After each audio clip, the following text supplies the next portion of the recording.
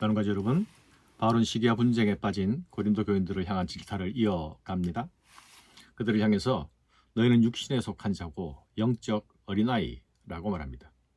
그렇게 말할 수 있는 이유는 그들이 시기와 분쟁 가운데 있으면서도 스스로 성숙한 사람이라고 여기는 착각 속에 빠져 있기 때문이죠. 그러나 바울은 그들을 향해서 너희는 신령한 자가 아니다. 너희는 육신에 속한 자들이다 라고 말합니다. 너희가 지금 육신을 따라 행하고 있는 것이 그 증거이다 라고 말하는 것이죠. 고린도 교인들은 스스로 영적인 신령함을 추구하고 있다고 생각했습니다. 개인적으로만이 아니라 집단적으로 영적 우월주의에 빠져 있었습니다. 이런 교인들에게 너희는 전혀 신령한 자들이 아니다. 너희들은 전혀 성숙한 자들이 아니다 라고 말하는 사도의 심정을 헤아려 보십시오. 사랑하는 여러분, 영적 성숙을 가늠하는 기준은 십자가입니다. 십자가는 자기중심성과 자기 자랑을 해체합니다.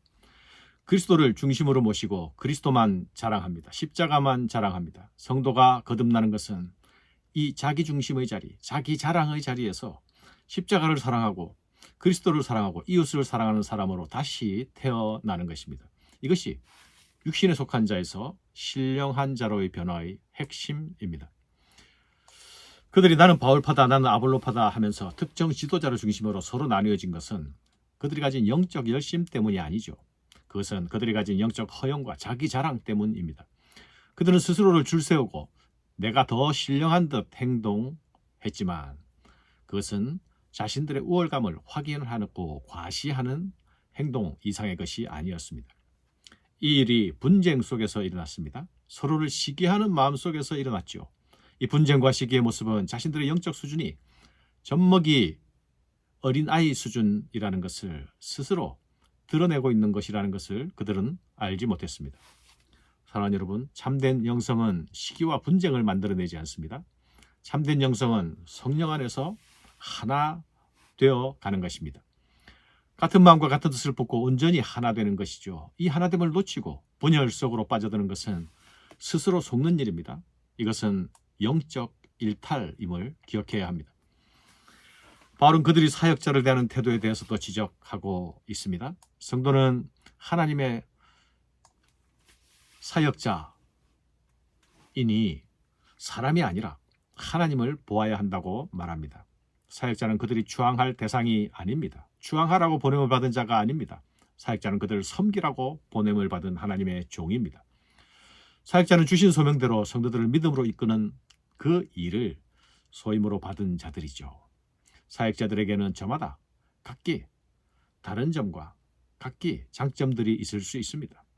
아볼로와 같이 유창한 언변을 가진 사람은 사람들의 귀를 즐겁게 할 수 있었을 것입니다. 그에 반해 바울은 눌변이었죠. 겉으로 드러나는 은사들만 소중하게 생각한다면 바울보다 아볼로가 더 매력적일 수도 있습니다. 그러나 바울은 자신은 심은 자요 아볼로는 물을 주는 자라 말하고 있지요. 심는 자나 물 주는 자나 모두 하나님의 집을 섬기는 일꾼일 뿐입니다. 심는 자나 물 주는 자보다 더 소중한 것은 자라게 하시는 하나님이십니다. 사역자는 그 하나님의 동역자요, 일꾼이요, 종일 뿐입니다. 그러니 사역자가 자랑할 것은 아무것도 없습니다. 또한 사역자만 볼 것이 아니라 사역자를 보는 하나님을 바라보아야 하는 것이죠.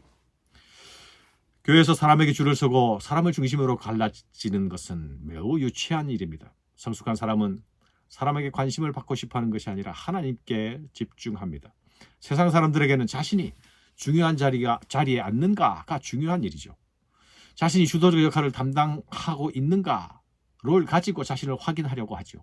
그러나 교회는 모든 사람이 각각 다른 모양과 다른 은사로 다른 자리에서 하나님의 집을 섬기는 자로 부름을 받았다는 사실을 기억해야 합니다. 바울은 교회는 예수 그리스도의 터 위에 지어진 하나님의 집, 하나님의 밭이라고 말합니다. 바울이나 아볼로 같은 복음 사역자들은 이 집을 짓는 동역자들이죠. 이 밭을 가꾸는 동역자들입니다. 함께 집을 짓고 함께 밭을 가꿉니다. 이 일에 참여하는 자는 자신의 열심이나 자신의 가치가 아니라 오직 하나님 주신 그 은혜에 따라 참여하는 것입니다. 밭이나 건물은 교회 공동체, 밭이나 집은 교회 공동체의 본질을 드러내기 위한 그림 언어들이죠. 이 하나님의 집, 하나님의 교회에 개인주의가 자리할 여지는 없어야 합니다. 건물의 재료로서는 기둥도 중요하고 지붕도 필요합니다. 그러나 기둥이나 지붕은 스스로 따로 존재할 때에 의미가 없지 않습니까? 서로 이어져야 하고 서로 엮여져야만 하나의 집으로 세워져 갈 수 있습니다. 바울파니, 아볼로파니 하는 것들은 모두 그 이름 앞에서 자신을 드러내려고 하는 유치한 일들이었죠. 그런 주장을 통해서 자신의 영적 탁월성을 인정받으려 하는 것, 그것은 결국 집을 허무는 결과를 초래합니다. 건물의 모든 재료들이 자기를 중심으로 건물을 지으려 든다면 집이 어떤 모양이 나오게 되겠습니까? 그런 식으로는 결코 하나님의 집이 세워질 수 없습니다. 교회는 부름받은 종들이 모두 그리스도라는 그 질서, 그 권위 아래 있을 때에 그 집이 온전히 세워져 갈 수 있습니다.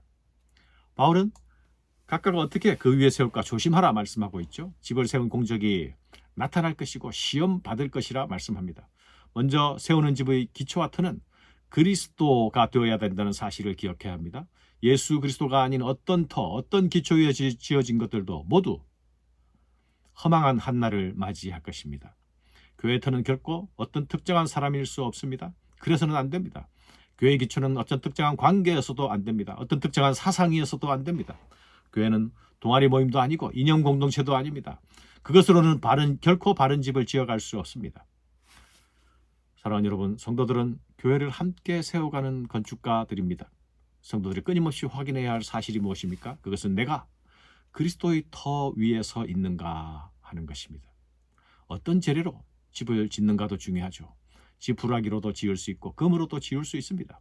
부담 없이 지을 수도 있고 최고의 정성을 들여 지을 수도 있습니다. 그러나 한날 그 공적이 드러나게 될 것이라 말씀합니다. 또한 집을 세우려고 한다면 그 집을 허물거나 그 집을 흔들어서는 안 됩니다. 그런 자들이 있다면 하나님께서 그들을 흔들고 하나님께서 그들을 허무실 것입니다. 하나님이 이 집의 주인이십니다. 하나님 결코 교회 방관자가 아니시죠. 교회는 예수의 피로 산 성도들의 모임이 아닙니까? 우리가 짓는 집은 불의 시험을 기다리고 있습니다. 이 불의 시험은 십자가의 복음에 합당한 방식으로 지은 자만이 통과하게 될 것입니다. 예수 그리스도라는 그 반석 위에 터를 잡고 짓는 자만이 그날을 견뎌낼 것입니다. 감사합니다.